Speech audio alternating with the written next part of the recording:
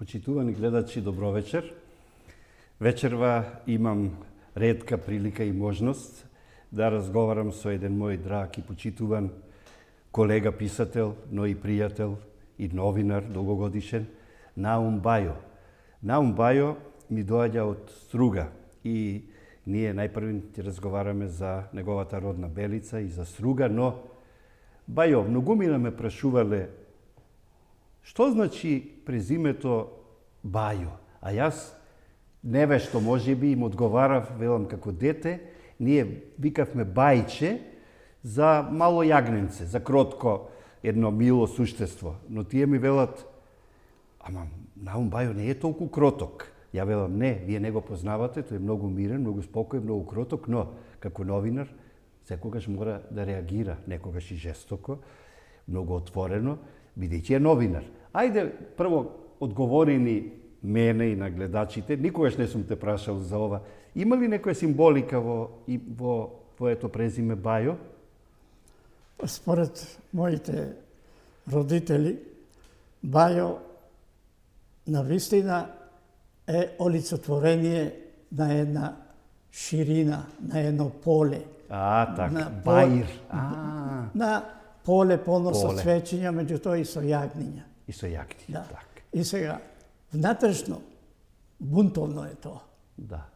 Јас сум се родил во Белица, во Долна Белица. Може слободно за Белица да ни раскажеш. Во Долна Белица, покрај реката, покрај потокот. Да. Таа река доаѓала од планината, од оскоро. И нормално и душата тога станува и племенита и бунтовна. Зошто бунтовна?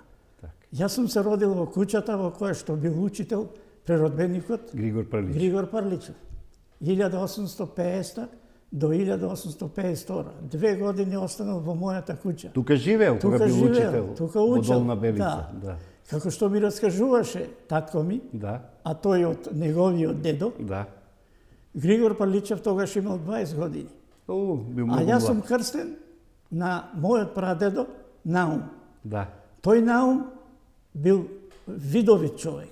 Така. Паметен многу, мудар. Так. Раскажувал разни басни, легенди, приказни. И со Прличев останувале до изутрина. И од тука ја читам неговата автобиографија и самиот Прличев пишува, почнав да стихотворувам во Белица. Така. И се прашање го прашував на татко ми, како точно во Белица да почне тој да пишува? Како не ќе пишува, рече. Дедо ми мој рече го научи се му кажа. Да, разговарале. Разговарале до сабајле. Раскажувале, така. Меѓусебно се поттикнувале, се инспирирале. И Григор Парличев, како што имал 20 години, доаѓал на коњ во Струга. Така. Доаѓал на коњ. На коњ доаѓал? На коњ, да. Од Охрид. И се враќал. Попот му давал. Поп, така. Коњ и доаѓал во Струга. Зошто во Струга? Затоа што Димитар Миладинов му нашол работа во Долна Белица. И оди да го види Димитар Миладинов. А Димитар Миладинов со неговиот брат Христо Миладинов, кој што свирел на виолина и завршил музичка академија во Цариград, организирале секој ден, така да ја наречам, културна вечер. Рецитирале песни, стихови. Тогаш доаѓала и некоја сестружанка што се вика Депа Каваева. Да. Таа Депа Каваева... И велат дека Прличев бил влюбен во нејзе. Да. Таа Депа Каваева, според зборникот Константин Миладинов, што во уводникот пишува, му дала 150 песни и ги објави. Да. И таа била песнопојка. Да. Се виделе со Прличев, таа млада, тој млад се залюбиле. Така. Да. И се роди љубов. Так. Тој затоа често доаѓал од Долна Белица до Струга е 5 километри. Да. Доаѓал на кончето и се гледале. Арно, ама, неговата мајка, Марија, не сакала да слушне за Депа. Рече, како јас ќе те дам за село? Струга, мислеле, село е тоа време. И тогаш тој проблем по село. И тој се разочара страшно. Да. И не се жена скоро до 40 години. И отишол учител во Охрид, и та се разочарала, се закалуџерила. Станува калуџерка во Свети Климент во Охрид. Така. за да биде поблиско до него. Да. И тие се гледале пак. Да. Тоа е епска работа, тоа е голема работа. Прекрасно раскажуваш, Да. Бајо. Да. Браво. И тоа го имам во Фелтон, имам 5 продолженија во Нова Македонија. Се сеќавам. Да. Да. И Григор Павличев станал великан. Да. Се залюби во неа, нормално се разотидаја, меѓутоа љубов си е љубов. Так. И така заврши. Так, значи, во врска со Долна Белица, со твоето родно место, и со ова прекрасна приказна, а не е приказна, тоа е вистина, да. што ни ја раскажа за Прличев, јас само еден краток коментар. Како да немало поубаво место на вистина за Прличев ја одбрал вистинската куќа, кај вас, кај твојот дедо, за да разговараат, да се надополнуваат две позитивни, творечки, креативни енергии. Да. И мислам, уште нешто. Ова што ни го кажа беше изворедно, фасцинантно. Но ти, Наум Бајо, беше долгогодишен новинар, дописник од дописништвото на Нова Македонија од Струга. И за Струга можеш да ни раскажуваш со денови, со месеци, со години. Но тука се и браќата Миладиновци. И сигурно сакаш да ни кажеш нешто изворно, што се вели ексклузивно, оригинално во ова наша емисија за Миладиновци и едно твое видување и за твојата родна Струга. Така е. Јас живеев детството од најубавите години и дел од младоста ги помина во Струга. Улица Браќа Миладиновци, број 32, стара куќа, меѓутоа интересна, убава, со подрум. Со стара архитектура. Тоа мало се вика изгорени куќи. Така. Зошто изгорени Зошто? куќи? Затоа што во пожар Со пожар. зафатиле неколку куќи и куќите на Браќа Миладиновци. И остана една празнина, една удолница, кај што е сегашниот спомен дом на Браќа Миладиновци, беше празна. И ние деца, пошто беше угорница, ноќе фрлавме вода да замрзни и цела Струга доаѓаше лизгалиште се претвори. И цела Струга доаѓаше се санкавме. Да. И затоа остана изгорени куќи. Сега, со оглед дека како новинар разговарав и со обични стружани, и со занаечи, разговарав со еден 90 годишен грнчар. И му викам, што знаеш ти за Миладиновци? Така. А бе рече, како што ми кажуваше дедо ми. Да. Дедо ми бил врсник со Ристе Миладинов, таткото на Миладинов. Таткото, Да, на бил браќата, грнчар, да. Константин и Димитар. Рече, куќата, пошто била тесна, висока, горе, направија, рече, штарковите гнездо. Да. И секоја лето, секој пролет, доаѓале тие штаркови.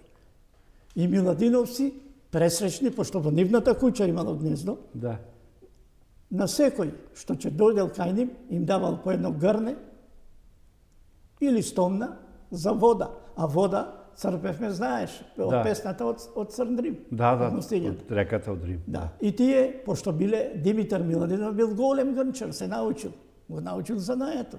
И ден денес неговиот чуп се наоѓа во спомен домот на Миладиновци. Да. И на сите им давале по една грнче или стомна. Да. Арнова, животот нив трагично загина, знаеме ние.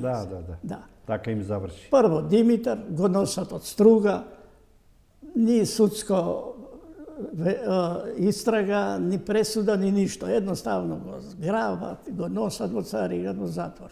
Константин не знае ништо. Константин бил во Ѓаково, зборникот да го отпечати. Да. И среќен го отпечати со Штросмајер, се враќа и вика, ќе одам во Струга да му кажам на брат ми сега, да се израдува и тој. Да. Арнома некој му кажал во Белград, вика, не оди во Струга, вика, каде? Па брат ти вика е во Зандари. Во Апс, да. Како бе? И тој од Белград продолжува за Цариград. Да. 1862 година. Да. И него го хапсат. Заврши трагично. Никој не знае дали имат гроб, каде имат гроб и така натаму. Родителите нормално семејството ги чека, не знаат ништо Да. во Струга. Да. Подоста и кажуваат на Митра, сопругата на Димитар Миладинов, ое, двајцата ги нема. И се под нашиот христијански адет, таа организира погреб. Аха. 2 сандаци, ги собра сите свештеници што биле, им ставила нешто, джемперче, чорапи, 2 стомни со вода, Офле. организира погреб, цела Струга, таму свештеникот кажува и им се одолжи колку што можеш. Значи, тие така се погребани, И така со се два погреба. празни Со 2 празни ковчега. ковчега, со 2 стомни со вода, Да. нивните стомни што Нивните, Димитар да. ги прави, Ги правел. правеше. И така заврши, али големината е во христијанството.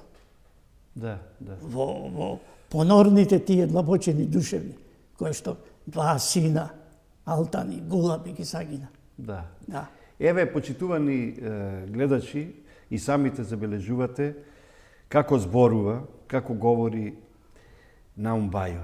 Тој е еден прекрасен раскажувач, еден искусен долгогодишен новинар и не ми замерувајте што некогаш му се обраќам со ти, бидејќи со години се знаеме и сме блиски, а некогаш ќе му се обраќам и со вие. Но, како и да е, Наум Бајо, едно прашање во врска со личната, па би рекол и животна определба. Наум Бајо, зошто и како се определи за новинарството? Па видите, јас учев учителска школа во Охрид. Така. Бев 3-та година, мислам, да, 3-та година, 1960-61. Класен раководител и македонски јазик ми предаваше писателот Живко Чинго. Да, млад тогаш Да, дојде, тој да. висок, Да. снажен, кадрава коса. Да. И дојде во класот, не собра и како што зборуваше, видите деца, вие сте многу бистри. Тогаш Пасквелија ја пишуваше. Пасквелија, браво. Имав можност, Едно од најдобрите негови имав дела. можност во тетрадки да ги читам. Тогаш ги пишуваше големи Да, тетрадки, да. ми ги даде, пошто се зближив со него. Да, Ептен, да. И Стружонче, тебе ќе ти ги дам да ги читаш. Да. И ги читав Пасквелија, после другата година ги отпечат. И Наум Бајо сигурно, кога го видел Живко Чинго пред себе, стамен, талентиран, во себе си рекол, па јас сакам да бидам писател. И јас сакам да бидам како Живко Чинго, Да. нели? Тој доаѓаше во часот и ќе ни речеше, деца, Аха. вие сте бистри. Доаѓате од разни краишта, од Дебарца, од Охрид, Да, од Струга, да, од секаде. Се што гледате, се што имате во умот, да го напишите на хартија. Така. Песни, проза, Да, ставете расказ, го на што било. хартија. И секој, гледам до мене другарот поезија пишува.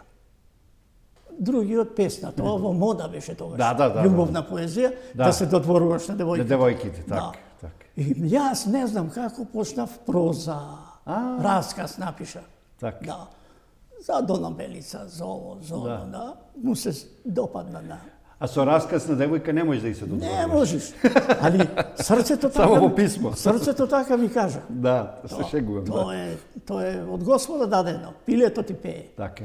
И ја напишав расказ, му се свиде на Живко Чинго и рече, читај го пред сите. Така. И го читам. Рече, ти да продолжиш проза да пишуваш. Така. Не си за поезија. Така. Другите нека пишуваат, рече, оно, ама ќе ги остават и девојките и све. Подосна рече, сега моментално таква е работата. Да. Со мене беше Сталин Лозановски, отиде во Сталин. телевизија. Така, да. Формиравме Да, и литературна дружина, тоа во мода беше тогаш. Да. Литературна дружина и читавме поезија, И песни. Сталин беше и новинар, и уредник. заедно бевме И учителски. писател. Заедно бевте. Да. И тој како председател и шетавме Струга, Охрид, Битола, читавме. Јас постојано читав раскази. Проза. Тоа ми беше моје, а од другите читаа љубовна поезија. Да. Е сега, Наум Бајо... И тоа ме засака. Меѓутоа, кога веќе станав новинар на Нова Македонија, Да. ти знаеш, Христо, Како не? јас почнав да пишувам репортажи. Тоа сакам да кажам. Да. Наум Бајо беше еден од најдобрите репортери, Да. односно новинари што пишуваа репортажи. Да. И ние со задоволство ги читавме Да. твоите репортажи И навистина ти имаш дарба за тоа. Како што рече пред малку Пилето ти Пилето пее. ти пее. За репортажи, Да. за еден прозен наратив, за еден Да. раскажувачки дискурс. Да. И не случајно се определил за прозата. Да. И многу репортажи имам напишано и за луѓе, и за настан, и за не знам што. Да. Покрај на стручки вечери интервју што правим со Златни венци и така натаму. И пак Пилето ми пропеа, читам роман од овој, од оној. Па не е подобар од мене, реков. Дај јас започнам. Да. И Се охрабри. репортажата беше основата. Да, точно. И почнав да пишувам првиот роман, пошто бев учител со 12 учителки во Папратник, кај Дебар, ни вода, ни струја. И тогаш дојде режисерот Димитри Османли Рули. да сними филм документарен. И прва награда доби, нормално. Да. И првиот роман ми е за тој живот. Во Папратник со учителките, 12 учителки. Да, како реминисценција на враќање на Потоа мемуарски. продолжив во Струга. Добро. Струга беше под италијанска окупација. 41-42. Во Струга се опеа денешната химна, денес над Македонија се раѓа во тоа време. На Нова година. Владо Малески. Авторот. Подосна отидов Езерски лозија, имаше викендичка, да го прашам. Да. Како беше? И ми објасна писател. Да. Рече, ги собрав сите млади, скоевци, напредни идеи, Нова година да чекаме, да, во Струга, да. И, пошто знаев, рече, дека сме под окупација, беше опасно време. Ја спремав песната, никој не знае, денесот Македонија се раѓа, ја земам гитарата, свирал на гитара. Тоа не го знае. И овие спонтано го прифачаат. Им се допаѓа. На полноќ му се допаѓа. Арно, двајца джандармери, италијанци, дежурни кои биле, слушнале музика, а под окупација. Да. Фашизам и слобода. И слобода, да. Влегле, чукнале, ово, оно, амно. Нарушување на јавниот ред и мир. Да. Меѓутоа, тие не биле за војна, не биле мирољубиви, млади биле, 20 годишни. Так. Им дадовме, рече Владо Малески, да се напијат вино. Се напија и ни рекоја, продолжите, ма потивко. така. И песната стана. И тоа мене ми даде, кои се тие војници под окупација. И јас, 68-69, одам во Рим. Специјално отидов во Рим, да. За таа намена, со таа цел. Еден месец, уште еден месец, 2 месеци, цела година остана. И сега одам во потрага. Да. Случајно во Берберница, муабет, Бербер ми викат, од кај си? Не знаеш, му викам, одалека сум ја. Да. Пошто знаев италијански. Така. Да. Браво. Каде бе одалеку? Одалеку, викам, му реков Југославија. Од Женем. Од Женемот. Али каде Југославија? Македонија. Каде Македонија? Струга. Искокна тој. Од Струга, чекај малку, рече се. Почекај ме една минута. Отиде дома, донесе фотографија. Тој ти бил војник во Струга. Леле. И животот. Викат, еве црква Свети Ѓорѓија, еве ова, еве ова. Како? Дали ги познаваш овие, дали ови? Како не? И тој ми раскажа за химната, за Владо Малески, рече. Со гитара, рече, пеет, ние влегуваме. Знаеш, мажишта, рече, тие, слобода, ние, вика, наоружани војска. И му реков, потивко, продолжите. Да. Ја му викам, химна е таа, знам, рече. Да. Арнома, рече, таму мој другар беше и најголемиот виолинист на Римска филхармонија. Нашол виолина, а виолината била на рибарот Климе Гагов, татко на Никола Гагов, оперскиот пејач. И на Томе Гагов, артист во Штип беше тој. Да. И си свирел човекот, мерак, а војник во фашистичка Италија. Да. И дојде капитулација, вамо тамо со камионот, преку Албанија, налета камионот на мина, цел камион во воздух. И така умира. Трагично. И сега војникот ми вика, да те однесам, вика, кај Рензо се викаше виолинистот, кај сопругата, да те запознам, рече. И одиме таму. А другарите неизе и кажале, не можел да издржи Рензо и ги пресекол ведните, се самоубил. Ле. И така се помири со И тоа. верувала во тоа. 30 години живееше со тоа. Била во заблуда, И јас фактично, одам, верувала, ме да. запознам рече од Струга, рече пријателов, муабети одавде, оданде. Да. Рече, па и Рензо, рече, беше мојот сопруг, да, реков. Па кутрата таа почна да плаче. И портрет видов таму. Да. Викам, и кажа, рече, да, ми кажа, вика, не можеше да издржи, вика, тоа се само... Ја, викам, тоа пресмрт настана.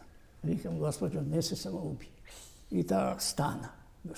Седнати, Да, сака да чуе како не што се се самоуби? случило. Да. Па реков, несреќен случај.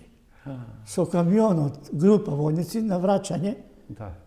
заврши капитулацијата Да, да, и да. некаде кај Албанија Да. експлодира, викам, налета на мина камионот и сите починаа.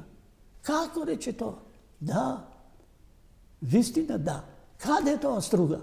И кажав, Да. а тоа време, 1974 година, хотел Бисер. Да.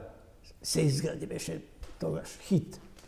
Вика, те молам, вика, све ќе платам, заедно да одиме, рече, да го видам местото каде почина Машми. Важија, викам. Одиме со авион, доаѓа со незе и черката, балерина, Да. и одиме, доаѓаме во Струга, јас ги сместувам во хотел Бисер, една убавина, знаеш, хотел Бисер. Да, и во денеска е хотел во Бисер, Калпите, вода, чиста, Охридско Така, езеро. да, прекрасно. Да, Света Богородица црквата. Да, Калишта. Да. И викам, ајде, и пешки тргнавме се. Некај Треска, некај Радошта. Кој радост Да. Одиме и дојдовме скоро до граница. Границата е на 500 метри. Тука е, Одма тука веднаш.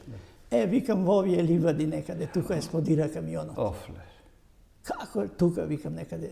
Да. Вика, како може да го откопаме, дали нема, вика, нека спие, немој да го чепкаш сега. Заврши тоа. Да. Што? Готово, важно го виде. И насобра неколку цвеќа од ливадите, Офле. направи мало букетче и го фарли во бистите езерски води. И така. Така го заврши и романот. Да.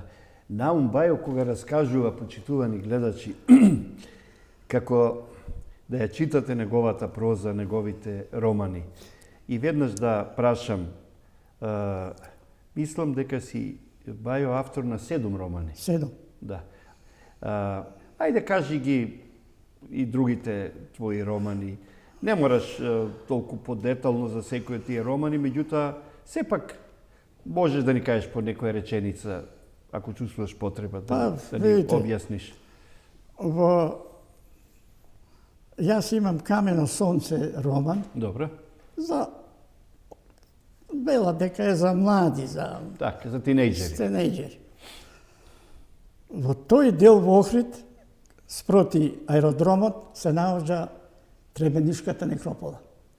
Таа Да, Требенишка некропола Златната маска каде е што пронајдена најде. 2 златни маски. Да. И постојано слушав Требенишка некропола, златни да, маски, златни да. маски. Да. Никој не пишува. Да. И ноември месец беше со професорот Наум Целаковски. покојен се, Целаковски. Вечна му слава. Да. И одиме, професоре, викам ја срамота, толку години поминаа, 500 во нашите овие 500 денари е златната маска гравирана. Да, и само се спомнува Се спомнува. златната маска. Да одиме, златната и одиме.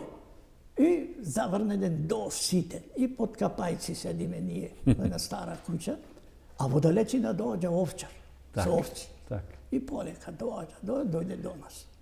Арлија ме рече вие. И вие дојдовте по злато? И ја му викам, какво злато бе? Па рече, се овде, кај да копниш злато е. Ова е Требенишката ни копала. Од овде вика до Требеништа. Па од кај знаеш ти му, викам ја. Да. Како бе, од кај Иако знаеш зашто не го ископаш Како бе, самиот како тоа. бе? Јас ги копав, рече. Така? Како бе ти? И се уверив дека е тој, ми вика, кога дојде научникот Никола Вулич од Белград, Да. 1926 година, го смести татко ми дома. Так. Дојде, не собра, рече, барам соба. Колку треба ќе платам. И татко рече, јас имам го зедов дома. Вика, ама ми треба, вика, и рало за копање. Так. Рече, ќе ти го дам синот. Ја, вика, и овчарот ми вика, 18 години имав тога. Бил млад, јак, Млад. силен. И ме впрегна, како кон да сум, Никола Волич научников, имаше стари карти и точно знаеше кај да копам. Ау, И ми викат, овде подлабоко, овде не подлабоко. да. И како што одев, што бе пријателе ми рече, што не извадив? Разни прстења златни, разни белези, овие што се на парите што ги имаме. Да, да, да. И посебно ми рече една тумба имаше, не со копач, со рака рече че копаш. Да не се оштета. Тука знаеше дека не се има нешто уништат. друго. Да не се уништат. Да. Е, тука ги најдов златните маски две. И ја рече почнав со раце да вадам. Арнамо се погоди каменест пейсаж. Да, Суво и не ме види тој мене и јас со копачот удрив. И ден денес видете ја парата, малку е скината горе. Да. Ја рече, ја оштекав. Офре. И удрив рече со копачот, посилно за да ги вадам. За јасно било каменесто, суво. И топ излегува. Прво една, после друга златна маска. И една маска ми стави мене во лице. Биди, рече, крал сега ти. Да, на овчара, да. И ми стави тука. Да. И му викам, добро бе, му викам, ништо не си зел. Ти копаш злато, си останал овчар. Живи Господ. Рече, се крстеш, човек. Да. Ништо, рече, ми беше страв. А дома, рече, спијав со злато. Да. И све, рече, зеде сандуци, оно ги однесе во Белград. И тоа го напишам. Добро, одлично. Прекрасна и ова приказна, неверојатна е ова приказна. Вистината. А во другите романи? Другите романи ми е Балканот. Преселби. Да. Преселби. Во мода беше тогаш. Миграциите. Во мода беше американска лотарија. Да. Луѓето бега. Заминуваа преку американска лотарија. Цели семејство. Да. И сега главен лик земам ја, професор, со професорка, цело семејство и синот. Ама синот археолог. Да. И сега му велат комшиите, абе што бараш ти професор си и професорка? Што бараш ти во Америка? Да. Америка, ветена земја, таму ќе одам ја. А професор? Што бараш во Америка? Тука е Америка. Тука е Америка. И на крајот пишувам, тој планира таму, ова ќе бидам, она ќе бидам, вака, така, оно, и на крајот синот вика, татко, јас не доваќам. Крај става. Да. Зашто ме рече? Па куќата ја продадовме ние, вика. Да. Не рече, што ќе, ја археолог, што ќе копам таму, туѓа историја. Македонија рече, кај да копниш богатство има. Прекрасно. Ќе одам во Америка како слушњак. Книги ќе пишувам тука да видат што Македонија крие, какво богатство. Таа ми е темата. Така. Значи, еве, почитувани гледачи, од овие кажувања, раскажувања на Умбајо, можете и самите да заклучите дека тој главно, како писател, се потпира и своите романи ги базира на вистински настани, на факти и се разбира, тука финишот е неговата писателска креација и имагинација, но рбетот, сршта, стожерот во неговите романи се неговите фактографски податоци. Сега сакам нешто да прашам, кога сме тука, кај Струга, кај неговата родна Белица, Црн Миладиновци ги спомнавме, Праличев, потоа Требеништа спомнавме, Златната маска. Но Наум Бајо во својот новинарски, професионален век направи толку многу средби и толку многу интервјуа буквално со сите добитници на Златниот венец. Да. Добитници на Златниот венец се најпознатите светски поети, многу репрезентативни личности. Па моето прашање е, сакам Бајо да го вратам малку во тие години кога разговараше со славодобитниците, со добитниците на наградата Златен венец. Кои се тие, едно навраќање, тие имиња, тие автори, што ти оставија некој посебен впечаток, па уште помниш некои нивни реченици што влегле во текстот, а може би и не влегле, па може би имаш и некои случувања, некои ситуации со нив. Мислам дека ова ќе биде нешто многу автентично, оригинално, ако ни го соопштиш. Значи, Наум Бајо и добитниците на Златниот венец во Струга. Прво и основно, тие луѓе беа едноставни. Так. Блиски. знаев дека тоа ќе го чујам. чисти во душите. Да. Луѓе над луѓе, како да кажам. Да, посебни личности. И нивната поезија силна, понорна. И со аура. Јака. Луѓе што зрачат. Да. Покрај другите, разговарав и со Нобеловецот Шејмас Хини. Да. Интервју му правев. Да. После засадувањето на дрвцето, седнавме и човекот веднаш прифати. Да. Да. И пошто знам француски, на француски го правам разговор. Седнавме на клупата. Да. Го видов едноставен човек. И му викам, некако, не сакам да ве навредам, ама некако како проста да ми е поезијата, како едноставна. Не како другите што пишуваат Париз, Рим, величаат великани и така натака. Ти му викам, пишуваш за твојот роден крај, за рударите. Многу едноставно. Многу едноставно за рударите. Да, има една песна Копање на мостот ја читаше на поезијата. Што е тоа, му викам, поезија ли? Ме гледа вака и се насмеја. Рече, тие што пишуваат за Рим и за Париз, за 3 дена ќе се избриши таа поезија. Не ми треба таа поезија. Може би и не го виделе. Може би така, не го доживеале. Ја рече пишувам за мојот роден крај. Да. А во мојот роден крај рече имаше 10 рудници на Јаглен. Так. Зашто да не пишувам за рударите? Секој ден ги гледав одат на работа и не знаат дали ќе се вратат. Точно. И јас вика се посветив на тоа, покрај друга поезија. Да. И поезијата му е едноставна, ама јака, понорна, длабока. Да. И таа Копање песната му е изврсна и човекот доби Нобелова награда. Да. И се прашувам јас, читам македонски поети. Да. Млади, талентирани, како што ги нарекуваат, речеме. Опишува и сонцето како грее, и ветерот како дува, и поезија не се пишува така. Поезијата не се раскажува, не е расказ. Треба да се доживее. Да, треба преку незиниот... Да излезе од автора. Преку незиниот призвук да се дојде до зарадушот на стихот. Так. Ти ако не успееш тоа да го направиш, за мене не си поет. Затоа се големи тие Нобеловци и Златен Венец што го добија. Едноставна поезија, богата. Да. Денес Христо се бара ново време, нов израз, нов стил. Формата е многу битна. Како ќе го кажеш зборот? Реченицата како ќе напишеш? Не ми кажувај ти се сонцето како грее. Да. Не разбираш? Да. Во тоа грешат нашите млади. Так. Еве Наум Бајо, иако е прозаист, проговори за поезијата. Малку е ова необично. Од Струга е, многу средби со поети, но сепак не случајно самиот се определил за прозата.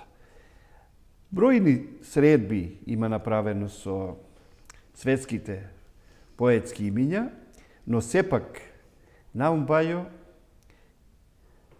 е прозаист и Наум Бајо е репортер. Како едно сведоштво за неговата проза и за неговото творештво, си овие 3 книги овде, 3 тома. Всушност, тоа е една книга со наслов Мојата струга, поделена, објавена во 3 тома. Издавач на овие 3 тома, на овие 3 книги е Бран од Струга. Всушност, тоа е издавачката куќа Бран на поетот Петко Шипинкаровски, покоен, и на неговиот син Димче Шипинкаровски. Бајо, моето прашање е, овие 3 тома, оваа книга Мојата струга, многу нешта во животот случуваат судбински. Може човек нешто да планира па да не се оствари, и обратно, може да не планира па да се оствари. Но некако, како круна на твоето новинарско и писателско творештво, се токму овие 3 тома. Тие беа промовирани во Струга и во Вевчани. И во Вевчани. Ти за нив ја доби наградата за животно дело. Па кажи ни нешто, еве и ние, гледачите, да слушнеме повеќе за оваа твоја тритомна книга Мојата струга. Христо, да бидам искрен, ова е врвот на мојата и новинарска и писателска кариера. Така. Ова е награда која што не се добива лесно и едноставно. Задоволен сум затоа што пишувам за мои стружани. Так. Пишувам за струга која што ја нема. Да. Пишувам за луѓе со кои сум разговарал како новинар млад. Од занаечи до академци, лекари, професори од сите профили. Некои сум ги нашал на гробишта. На гроб сум одел, го гледам портретот и ми се враќаат мислите негови и животот и така и остана во книгата. Затоа што струга е феномен. Да. Извира од неолитот. Во струга има наколно живеелиште од 3000 години, Да. 500 години пред наша ера. Да. И таму жалосно е да не се пише за тие луѓе. И јас колку што успеав, напишав 3 книги. Да. Фала му на Димче Шипинкаровски, Да. кој што 3 тома. ми се јави и ми рече: ти само пишувај, не се секирај за пари. За Што објавувањето. ние, знаеш, Да. новинарите, писателите, немаме пари, да. Денес во Македонија е... И најтешко е денеска да бараш спонзор, да молиш. Денес во Македонија е најлесно да пишуваш да станеш писател, а најтешко е пари да најдеш. Да, за да Како објавиш. ќе ги објава? Така е. А јас имам уште 2-3 романи, ама кој ќе ми ги објави? Така, точно. Нема пари. Точно. Нормално е тоа. Точно. И затоа сум задоволен што им се одолжав на моите стружани. Така. Напишав објед, а пошто пишувам и на Фејсбук, продолжив, Да. и сега со Господ напред, колку ќе успеам, уште една книга, мислам дека ќе изнапишам, па до година да ја промовирам. Со кој наслов работене таа книга или уште нема наслов? Мојата струга, четврти. Исто, четвртиот том од мојата. Четврти том. Предпоставувам Пошто дека. имам уште во Да, во мене. предпоставував дека е Да, имам така. уште во мене, а ми се јавуваат секој ден. Да. Чичко Наум ме заборави, мене татко ми го заборави. Да. И јас Стави го и тоа. стави го и тоа и така мислам, па се да го завршам тој живот новинарски. Так. Во твоето новинарство има и писателство. И обратно, во твоето писателство има и публицистика. Затоа што си ти самиот, како личност, како човек, спој и на едното и на другото. И всушност, новинарството и писателството како да се неразделни. Да. Тие прават една симбиоза, една целина. И многумина писатели всушност биле претходно новинари. И обратно, може да се каже, Точно. речи си сите новинари, подоцна големиот број, станале писатели. Тоа не значи дека новинарите не станали поети или драмски автори, и критичари, и есеисти, но првенствено станале прозни писатели, станале прозаисти. Како што и на почетокот од ова наша емисија убаво беше припомнато и за Живко Чинго. И Живко Чинго во својата младост бил новинар во Млад борец, каде што и јас поминав добар дел од мојот, би рекол, новинарски живот и стаж. И само една епизода, едно мало подсетување, кога ќе дојдеа сранските автори и писатели, јас се сеќавам дека исто како новинар професионално правев еден незаборавен разговор, едно интервју со Едгар Морен од Франција, и кога тој мене ме праша, јас го прашував за антрополошки прашања, и тој ми рече: од каде вие знаете за ова? Затоа што тие имаат чувство дека ние ниту сме чуле, ниту сме ги виделе нивните други книги, освен тој поетски избор. Но во Македонија од секогаш имало и читатели, и писатели, и луѓе кои што биле љубопитни, а ние пред се сме биле љубопитни, сме читале, сме се интересирале. И дел од сето тоа е и оваа твоја активност, голема активност.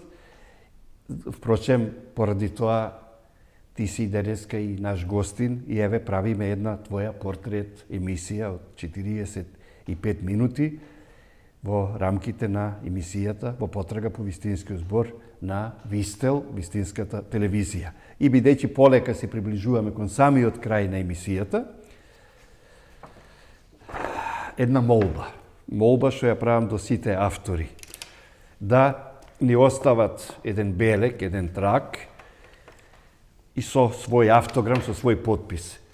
Кој може и со двете, може и со едно. Сепак црвеното, добро.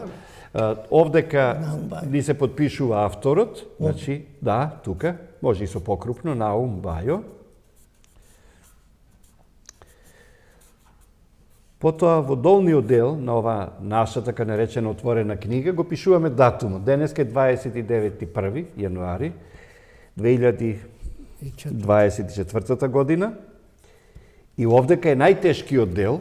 Овдека ќе треба да ни напишете една ваша мисла, една порака, некојаш што може биде еден збор, некојаш една реченица, но некојаш може да биде и поголема порака. Да. Одлуката е на авторот, во случајов на Наум Бајо. Ајде да видиме Наум Бајо, со што ќе ни се обрати, што ќе ни запише, односно напише, и што ќе остане во оваа негова отворена книга, бидејќи овие отворени книги ќе бидат дел од една изложба на сите автори што биле во оваа емисија и со кои што сме разговарале. Бајо долго размислува, сигурно многу полесно му било како новинар веднаш да седне и да пишува, ама сега овдека, кога треба да напише само една мисла, една реченица, навистина е многу потешко тоа да се направи. Јас, почитувани гледачи, ќе ви ги прочитам неговите зборови и неговите реченици, кога ќе ги напише, а тој веќе пишува: животот тече Како реката. како реката. Да. И навистина е така, се едно дали е црна или бела, дали е црн или бел дрим, ама животот тече, брзо одминува, никогаш не се враќа назад. Радувај се. Радувај се, добро. И верувај Добро. во себе. Во себе. Одлично.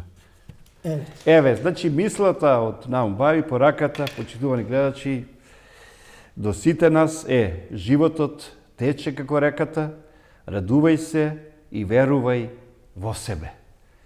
Одлично, прекрасно и со рака сакам, како што го правам тоа со сите гости, да ви честитам на вашиот исполнет, творечки, креативен, би рекол дури и тежок, макотрпен, животен, новинарски и писателски пат. И да се гледаме само по убави поводи и да го дочекаме и прочитаме и четвртиот том од твојата струга и навистина пенкалото или тастатурата на Наум Бајо да не престане никогаш да пишува.